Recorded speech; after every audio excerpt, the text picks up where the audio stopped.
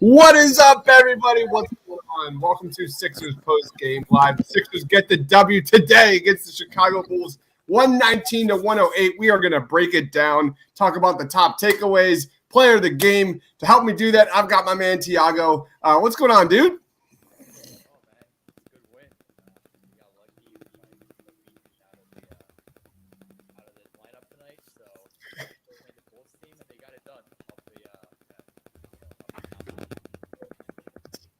Tiago, we lost your audio, man. We'll work on that. We'll get to Tiago right in a second. Also joining us, my man from Philly Sports Network and the Pick Swap Podcast. What's going on, Sean? Yeah, a nice little afternoon basketball action. So cool to a little bit earlier in the day today, and they came through. So good game all around. Yeah, it feels like an Eagles Sunday, man. That's what it feels like. Like I'm used to like doing these 4, 5, 6 o'clock shows. Post-game shows when it's the Philadelphia Eagles, but we've got to start off with Joel Embiid, just an absolute monster. He had 40 points, 10 boards, 10 of 11 from free throw range. Just a rock offensively. He had 12 points in the first, 10 points in the second, 10 points in the third. But really, like what was so impressive about Joel Embiid here, he subbed in with 7:37 remaining in the fourth quarter, goes 4 of 6 from the field. Closer, MVP Joel Embiid, 8 points in that 2 to 3 minute span that really flipped this game to the side of the Philadelphia 76ers and ultimately got them the W. I'll throw it to Sean first. Sean, what was your take on Joel Embiid tonight? Yeah, I guess it's just like clear. Like the talk about him becoming a guard in a center's body is just becoming more and more legitimate. Just the things he do, the way he got baseline on Vucevic a couple times today. And Vucevic, who's a very quality NBA center, a guy who is like a legitimate fair matchup as far as centers go in a way. And just to see him just defending his ass off and trying so hard and just really having no success, you just got to feel bad for how difficult he is to match up with. And the Bulls did not do a good job of bringing doubles on a regular basis and left Vucevic on an island too much. And Embiid capitalized. And I mean, he's just awesome. He can do it all. Another just great performance from him. So it was very cool watching him and DeMar go head to head. Yeah, that was like the take, right? Those two going back and forth here, especially pretty much the entire game. Like, I'd said like Joel Embiid was hitting like that 10 to 12 point range every single quarter. DeMar was at like 14, 15 points every single quarter, man. It was a blast. It was a lot of fun to watch. Tiago, can you hear us, man? I can hear you guys. Can you hear me okay? Yeah, we got you, bro. Go ahead, man. What's your take on Joel Embiid's game today? Yeah, I just think that Embiid is the absolute nightmare matchup for Vucevic. And, like, I don't know how Chicago could ever endure a series with the Sixers. As bad as the Sixers are roster deficient, I still think Embiid alone would be probably good enough to beat that team because, like, Vucevic, it's bad, man. Like, he cannot defend the pick and roll. The Sixers attacked him merciless in the pick and roll.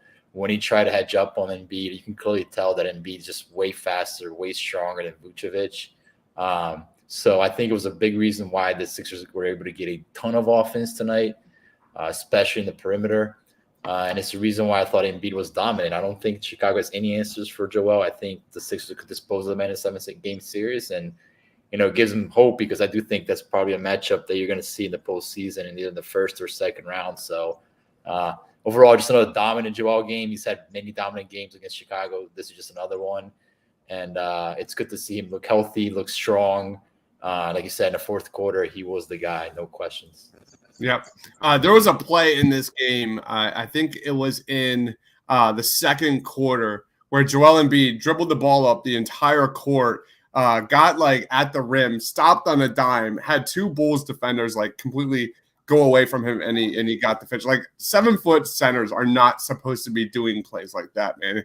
His athletic. There was some really cool moments from Joel Embiid. He had like back-to-back and ones. There was a step back three.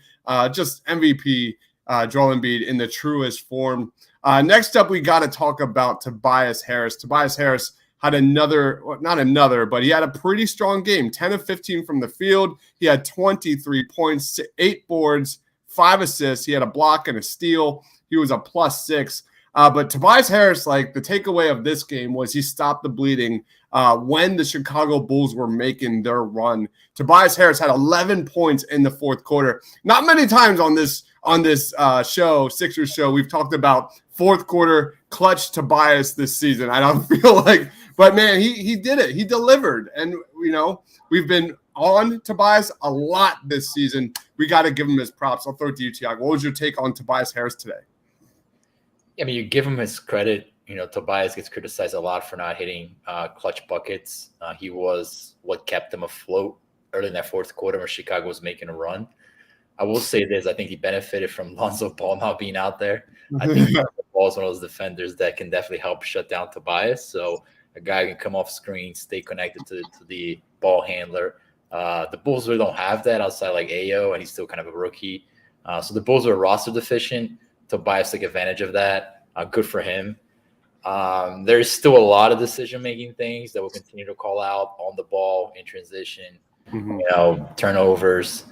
Off the ball, the Sixers asked him to, when they were, a lot of times they were hedging against DeRozan, try to trap him in the with the ball. And you didn't see Tobias rotate in time. So it would be a pass to like Vucevic and going for a dunk. So defensively, there are things that you still want to see Tobias get better at. But, tonight, it's all you can really ask for Tobias. His scoring is what they needed and is what they got today. Absolutely. Tobias shot 10 of 15 from the field. It seemed like he was in rhythm today within 10 feet, which is, ultimately sometimes the difference when it comes to a good Tobias game and a bad Tobias game. When he's in rhythm and hitting those shots, going to the basket, that is what it's about. What's your take on Tobias today, Sean? Yeah, I thought he looked confident. I thought he played with good confidence today. As frustrating as it is when it's like the contested twos and the body and not really creating separation, when they're going in, like those are grown man's buckets. Like those are discouraging buckets that you're giving up as the Bulls when you're playing as good a defense as possible and he's still finding a way to score. And we do see that a lot with Tobias when we talk about like the lanes around the rim, the kind of contested jumpers that is his bread and butter, as maddening as it is. And tonight was the night where they were going down. So that was good to see. And I thought it was cool that both all Tobias, Embiid, and Maxey all kind of had it going in their different little ways today. And that's all you can ask for the Sixers. And that's what's going to drive this whole team. Tobias Harris was 8 of 10 inside the paint today. Gotta love that. Next kind of takeaway I have, and then I'll throw it to you guys if you have anything else you want to talk about in this game. But DeMar DeRozan was absolutely a terror. The dude looked like Kobe Bryant. The Sixers made DeMar DeRozan look like Kobe Bryant out there. He was getting whatever he wanted. Here is his shot chart. Just was a nightmare for the Sixers inside the paint, getting whatever he wanted. The takeaway, no Matisse Thybulle, and he was just carving up the Sixers defense like it was a Thanksgiving turkey. I'll throw it to you, Sean. Like, is that a concern for you, or is this what it is, like with this kind of roster as it's built? Yeah, I mean, it's absolutely a concern with the roster. And even like with Matisse on roster, it's still a point of concern with the Sixers team. Like just athletic wings is something that they've been starved for all season and even dating back. And I mean, obviously the Ben Simmons factor is the biggest thing here when you think about like a guy whose natural job is to face up with these grade A stars on opposing teams and be the stopper that a legitimate contender needs. So I do think it's a point of concern for the Sixers team and something they need to address. I think there'll be some sort of swap or some sort of addition in that category going forward. The Sixers definitely missed Matisse tonight, and it's also frustrating. Like this is one of those games where I would love to see Paul Reed thrown out there. Just seeing like let's just give a look at this guy. And I know there's a lot made up about like Paul Reed and he's still like kind of a questionable, but there's just kind of like there's that athleticism, there's that madness that I would like for, or even like a Charlie Brown run, like an extended run or something. Like let's give it a different look rather than DeRozan consistently frying up the way he did today. DeMar DeRozan has 106 points versus the Sixers in 3 games this year, averaging 35.7 points a game against the Philadelphia 76ers. Are you sure you want to take that back, Tiago? About a potential Sixers-Bulls matchup? It's 3 games, right? And if you look at the second game where I think Paul Reed was on DeRozan, it was like way less than 100 points than what he scored tonight. I know he scored like 100 today, 40 or something. So Paul Reed definitely made an impact when defending DeRozan. I'm surprised that the Sixers didn't go to that matchup, like Sean was saying, because Friday night they had a similar guy in Luka, another big guy, strong guy, and it's very, very clear that the Sixers do not have size on the perimeter to defend bigger ball handlers. DeRozan is not as big as Luka, but he's strong. Like, he bullies you. And the Sixers just don't have those players on the roster. So if you're not going to switch up your scheme, if you're not going to go to some sort of zone or look at different ways of attacking that, I know the Sixers tried trapping him a little bit, but it didn't seem to work very well. You're going to be stuck with matchups that are going to favor DeRozan 9 times out of 100. So it's not a surprise that he went off again tonight because the Sixers didn't have the length in the perimeter.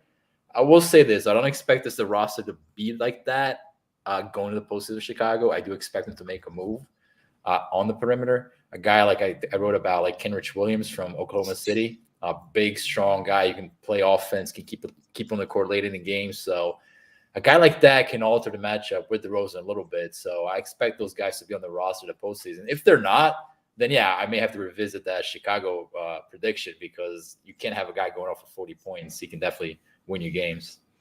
All right, let's talk about Tyrese Maxey in this game. He had 16 points, 6 assists. You look at him in that first quarter. He came off an Embiid screen, hit a 3. Came off an Andre Drummond screen, hit another 3. Tyrese Maxey had 8 and 4 assists in the first 10 minutes of this game. He had in the second quarter, he had an N1 runner off the backboard, which was an unbelievably difficult shot, finishing through contact. 11 points in the first half. Started off the third quarter with a 3. Let's talk about Tyrese Maxey, because you look at his, it was the good thing about Tyrese Maxey today, especially when you talk about him needing more touches, him needing the ball in his hands. Him and Embiid had 33 points in the first half, which was great. You love to see those two kind of take over, because it's the same old thing. We talk about why does Furkan lead this offense so much? Why does Tobias Harris, why do we run the offense through Tobias Harris? Same thing for Seth at times. Tyrese Maxey had 9 shots compared to Korkmaz's 8. And there's so many examples in this game when Maxey needs the ball in his hands. Although he's shooting terrific, man. There's one point where Embiid and Maxey were 5 of 5 from 3. The Sixers absolutely shot the lights out in this game. But I'll throw it to you, Sean. Thoughts on Tyrese Maxey's game today? And do we need to see more Tyrese Maxey involved in this offense? Yeah, I mean that's kind of the repetitive takeaway with it, is that just you can't get enough of this guy, and I would love to see more and love to see more. The biggest positive takeaway for me is the growth in the 2-man game with Embiid. I mean, The confidence to go shoot off that screen in the first quarter was crazy. The mid range that they set up was huge, and there's remnants of the same way that Seth Curry and Embiid have been playing that we're kind of starting to see with Maxey and Embiid, which is huge when you think about the long-term potential of these two as a duo, and just as Maxey as an NBA player. If he's able to do these things on a regular basis, and I'm just genuinely believing in the shot at this point. The 3 of 4 from 3, he had the catch and shoot in the corner, which was just we're now at the point where I'm expecting him to make those shots, which I think is a massive step forward for him. And I mean, he has a kind of cool way of I think it's just because of how fast he's going, but the way he just kind of leans over and shooting those threes on the move, but it works for him. And then the catch and shoot was there. I'm a big fan of Tyrese Maxey as a corner 3 shooter. So I don't know what the best way to get him more involved in that is as well, but definitely, I guess the bottom line is I would love to see more and more of him. Yes. 4 shots in the second half. He just had 4 shots. What about you, Tiago? Yeah, the way to get Maxey involved in the offense is by giving Maxey the freaking ball. Yeah. It starts there. I mean, I'll be honest. I don't know how you can look at Chicago's defense structure, right? So with Vukovic being your anchor big, and I think this is a game prime for Maxey just to go off, and not even as a scorer, because I don't get fixated so much on the shot attempts. But if you've watched Maxey's development over the last couple of months, which we all have, he's started developing things like creating corner threes off the pick and roll. So you come off his screen, attack downhill, and find the corner shooter from the opposite side of the court. So things like that are extremely valuable in the offense, even if he's not shooting the ball. but that requires for him to have the ball in his hands. And that's something like guys like Tobias just not able to do, and Curry's not able to do. So today they lean on Tobias' scoring and Curry's scoring as well. But I think that in the grand scheme of things, you still want to see Maxey operating the offense, even if he's not shooting, but creating for others in very high scoring, high value areas of the court. And we're seeing Maxey do that. I just hope it continues. But, tonight, they didn't really need him. So, we'll see. But they got Phoenix on Tuesday, right? So Phoenix, a tough defense. Are you going to rely on, Tobias pick and rolls the whole way? I don't know if that's the way to beat Phoenix. I don't know. So we'll see. Yeah. All right, here's Tyrese Maxey's shot chart. Just 4 attempts inside the paint there at the rim. Just get the ball to Tyrese. It's really got to just boil down to Doc's not going to change it. Doc's not going to adjust. We've seen that again and again and again this year. It is what it is. Tyrese Maxey is just going to have to grab the ball here from Tobias. Quentin says, I moved on from Seth. Maxey and Seth together are too small and not giving up on Maxey. We've talked about this a lot on this show about how we don't talk enough about Seth Curry getting killed defensively.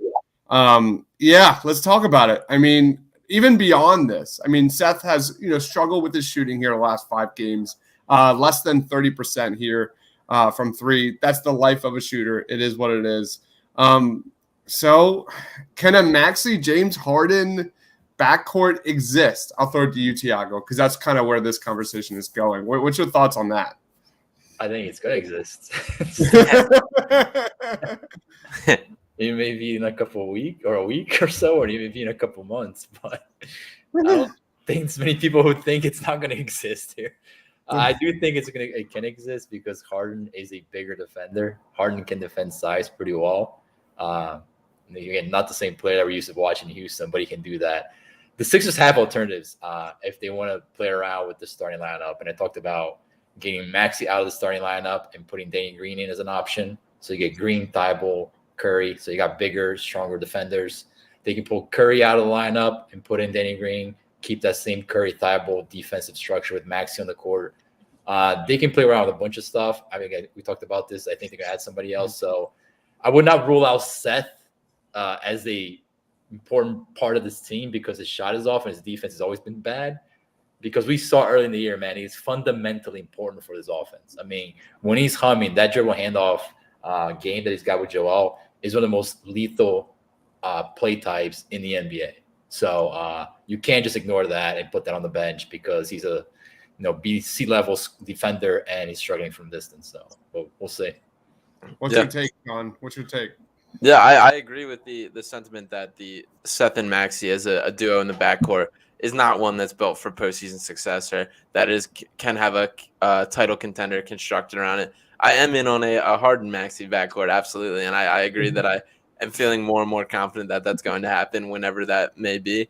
I'm still not completely out on Seth as like a rotational piece in the Sixers team either. Like I would love Seth Curry coming off the bench, being a spark, providing limited minutes a game. But I'm also completely fine with if he's a sweetener in the Harden deal. That's completely fine with me, and that's worth it. I see the question about keeping Thibault. I don't know what's going to happen with this. I'm sure Morey is demanding an outrageous price right now and trying. We heard the Jess Simmons for Harden. Thibault, this was a game where Thibault's importance was noted, but like Thiago said, I expect it to be addressed rather than whether it's Thibault still on the roster or not. I expect additions as wing defenders. I don't know what's going to happen, but I think as far as a backcourt as a whole, I don't believe in Maxey and Seth as a long-term solution. I agree. And it was pretty funny to see Harden and Thibault out today. Yeah.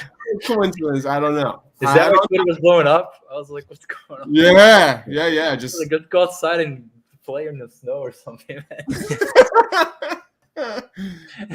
Let's get into player of the game, Thiago. I'll throw it to you. Who's your Sixers player of the game today? Charlie Brown. No, I'm just joking. Is 1 minute of it's got to be Embiid, man. It just has to be Embiid. This guy, it's going to be very interesting to see because Jokic and Embiid 1-2 MVP conversation. They've clearly separated themselves. How I view it as the two favorites for the MVP race, and Jokic is a formidable contender. You watch Jokic, the guy is big time talent, and he won the MVP race last year. So I think it's gonna come down to availability and who's left standing at the end of this race. But Embiid's got some massive games coming up against Phoenix, high level, high stakes, high visibility. And it would be nice if he comes in, on Tuesday and just drops the hammer on the Suns in front of everybody to see. I think that would push him like another level above Jokic right now, which I already think he is, but just an extra level. So it's going to be a lot of fun to watch. What about you, Sean? My player of the game, I'm going Tobias Harris. I think this was an excellent Tobias Harris game for what he did. And going down the stretch, scoring late is something that we haven't seen enough of this year that I think last year was something we were very excited about. So good to see a little bit of that back in action. Player of the game goes to the Chicago Bulls announcers for claiming like Furkan Korkmaz like this Michael Jordan, Bulls killer. Love it, love it, love it. You look at, Korkmaz's career against the Chicago Bulls, 13 points a game. Oh, it's terrific. I absolutely love it. Side note, I like continue to complain about the refs, so that's good. Yeah, that's true. Sean, how would you grade today's performance? A-. I thought overall very good performance. A couple little things to nitpick. I thought winning the Joel-less minutes for most of the game was very crucial. There's a little bit of a spurt there, late third quarter, early-ish fourth quarter it was, yeah. But overall, very good. They took care of business. It's a pretty beat-up Chicago Bulls team, but still very talented nonetheless. And I'm very happy with today. What about you, Tiago? I'll give them credit. I think, this could have been still a tricky game had they messed around with it. Chicago still has talent, but they came in, they played really strong early. They set the agenda for the day. And again, it goes back to Joel. You can clearly tell when Joel's like, well, we're not going to lose this game. This is one of those games that Joel's like, we're not losing this game. So, and it starts with leadership, man. That's what you want from your best player, setting that tone on the court first and foremost. And he's definitely done that. I go an A. You look at rebounding. The Sixers had 4 more rebounds than the Chicago Bulls in this game. They only gave up 6 offensive rebounds in this game. They only had 9 turnovers. So you got to love that. This was a solid win. This was a solid win for the Sixers. No doubt about it. Let's end with plugs. Sean, I'll wrap it up with you, man. Where can we find you, man? What do you got going on over there? Yeah, everybody check out, follow me on Twitter at Sean_Bernard1 right there. You can see my written work on PhillySportsNetwork.com and check out Pick Swap Podcast at Pick Swap Pod on Twitter and Pick Swap Podcast on YouTube. So Sixers podcast there, good stuff, and Sixers content all around. A lot coming up before the deadline, so it's going to be a busy week. You think there's anything to talk about this week? I'm not sure. Yeah. What about you, Tiago? Get your Woj notifications. Yeah. I know. I almost had a heart attack during this game when I saw the LeVert trade. I was like, it has begun. I did my Lord of the Rings voice, the King of Rohan. I forget his name from Lord of the Rings. It has begun. But here we are, the eve of the NBA trade deadline week. Go ahead, Tiago. I just finished an article on the Painted Lines about the Sixers' needs and who they should target at the deadline, the non-Ben Simmons edition. So if you're trying to understand who they can maybe target for cheap, check that out. And we'll keep doing these as we go. I'm excited for the postseason to start, Chris. I'm not gonna lie. I am excited to start seeing some very, very meaningful games.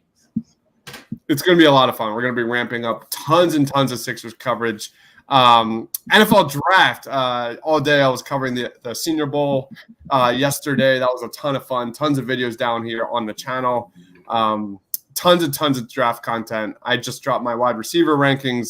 Safety rankings is coming out this week. I'm trying to get all of these positions done. That way we have a good 2-3 months to actually just talk about things. But anyway, expect that coming, and tons of Sixers content throughout the week dropping about the NBA trade deadline. I just did a review of you guys ever watch the Jack Reacher movies? No, I have not. No, with Tom. A show just dropped called Reacher on Amazon Prime, and it's Reacher, and it's if you like an action, like a TV action show, really good, like John Wickish style action, really fun. So follow my man Tiago on Twitter, follow my man Sean on Twitter. We are the Painted Lines, and this is Sixers Post Game Live. We'll see you again on Tuesday night. for their next matchup. Guys, it's going to be a wild ride these next few days. I'm not ready. I'm just not ready. We're not sleeping a lot over these next few days, but it is what it is. For Tiago, for Sean, for myself, stay awesome, everyone.